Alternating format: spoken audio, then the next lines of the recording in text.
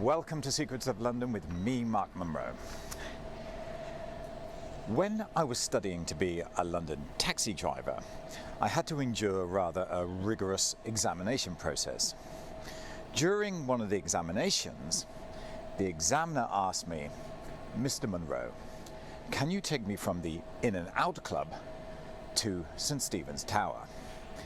Well, I certainly knew where the In and Out Club was, but what I didn't know was where St. Stephen's Tower was. So I sat there, beads of sweat appearing on my brow, and I said sheepishly to the examiner, "Sir, I'm sorry, I don't know where St. Stephen's Tower is." He looked at me and he said, "Mr. Munro, have you ever heard of Big Ben? It's Big Ben. Take me to the clock tower." Of course I knew where Big Ben was. It's the universally accepted name for that clock tower, even though it actually refers to the bell inside the tower. The clock tower itself has had a few different names over the years. St. Stephen's Tower, the East Tower, and also now it's been renamed to the Elizabeth Tower in 2012. I've made my way down to Parliament Square, the home of the iconic clock tower. Today's date, the 31st of December 2021, New Year's Eve. At 12 o'clock tonight, for the first time after 4 years of renovation, Big Ben will be ringing in the new year. Over the past few years, the whole of the clock tower has been covered in scaffolding. But over the past 2 weeks, some of that scaffolding has been dismantled, revealing this brand new face of Big Ben. First of all, let's learn a little bit more about the history of this iconic clock tower. The construction of Big Ben was commissioned during the rebuilding of the Palace of Westminster in the wake of an 1834 fire. Architects were invited to submit designs for the new palace, and a commission was set up to select the best. Sir Charles Barry's design was successful. However, it did not feature a clock tower. Barry turned to Augusta Pugin for the design of the tower, and it was added to the plan in 1836. The clock tower was constructed on the northern extremity of the new Houses of Parliament that were built next to Westminster Hall. Completed in 1859, the tower is designed in Pugin's Gothic Revival style and is 316 feet high, making it the third tallest clock tower in the UK. Its dials at the centre are 180 feet above ground level. The commission for the clock itself demanded a high level of accuracy. The specifications drafted by astronomer Royal George Airy required that the first stroke of the hour bell should register the time correct to within 1 second per day. Many clockmakers were skeptical that such accuracy could be achieved in a mechanical clock, but Edmund Beckett Denison, a lawyer and amateur horologist, rose to the challenge. He completed a pendulum clock design in 1851, and its assembly was begun by Edward John Dent, the owner of a prominent clock-making company, and finished by his son Frederick Dent. It was completed in 1854, but construction on the tower lasted until 1859, providing Frederick Dent 5 years to test and perfect the clock. Big Ben is the most photographed clock tower in the world. He's been in more movies than Tom Cruise. But it's not just the clock tower that's iconic. The bells inside Big Ben are also iconic, and they make this very familiar sound. Let's find out how they got there. The name Big Ben originally referred to just the bell, but now it encompasses the clock, the tower, and the bell. Big Ben chimes on the hour and has quarter bells that chime every 15 minutes. Big Ben is the largest of the tower's 5 bells and weighs 16 tons. It was the largest bell in the United Kingdom for 23 years. The origin of the bell's nickname is open to question. It may be named after Sir Benjamin Hall, who oversaw its installation. The casting of the original bell was started on the 6th of August 1856 in John Warner's foundry in Norton. The gigantic mould had taken the previous 6 weeks to prepare, and 2 special furnaces had been built to melt the 18 tons of molten metal required to make the bell, which was to weigh almost 16 tons when completed. The bell was transported to Hartlepool by rail, which required a bit of planning, as the bell was so wide that no other rail traffic could pass it on its journey.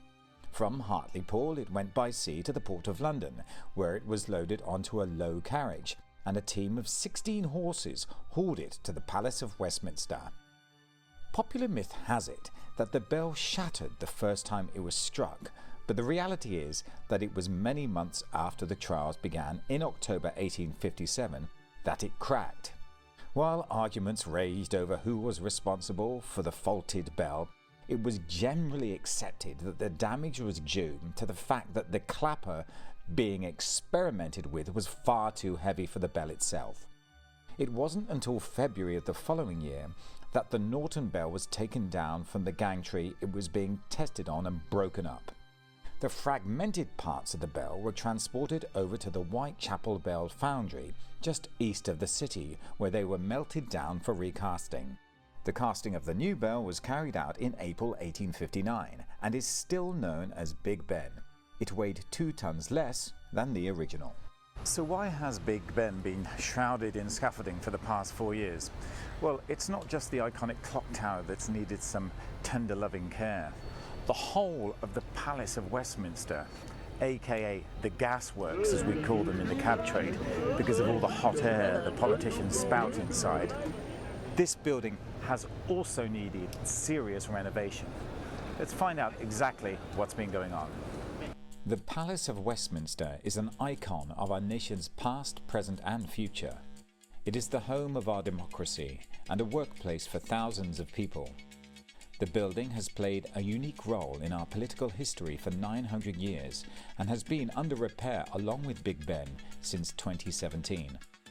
The restoration has been challenging for a few reasons, one being the sheer size of it. The palace has a floor plate the size of 16 football pitches with 1,100 rooms and 100 staircases, 3 miles of passageways, 4 floors and 65 different levels. Sourcing the materials and skilled workers required to restore a building of this size and age has been costly. A whopping $12 billion has been put aside for the project. The clock tower, although a part of a different funding scheme, has come in at around a much more modest £80 million mark. Big Ben was also suffering from many other issues seen in a building of its age, including crumbling stones, rusty ironwork, leaking roofs, and in this case, an aging clock. The stones in the tower were badly damaged by pollution, and the black paint used around the clock dials hasn't allowed the stonework to breathe. The full extent of the deterioration and damage to the tower only became clear when the scaffolding for this conservation project was completed and a comprehensive survey carried out. The building surveyors uncovered the impact of pollution on the building, as well as asbestos in unexpected places. Also, the 4 dials on the outside of the tower contain a total of 1,296 individual pieces of glass, each of which needed to be replaced as part of the restoration work. What I have noticed is that only 3 of the facing dials are telling the right time. This west-facing dial is set at midnight, or midday if you like. I have no idea why that is.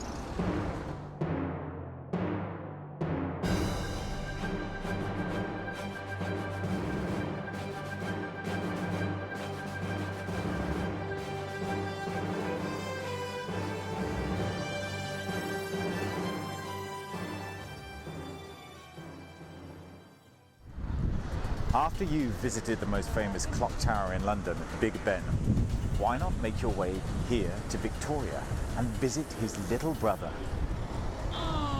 This is Little Ben.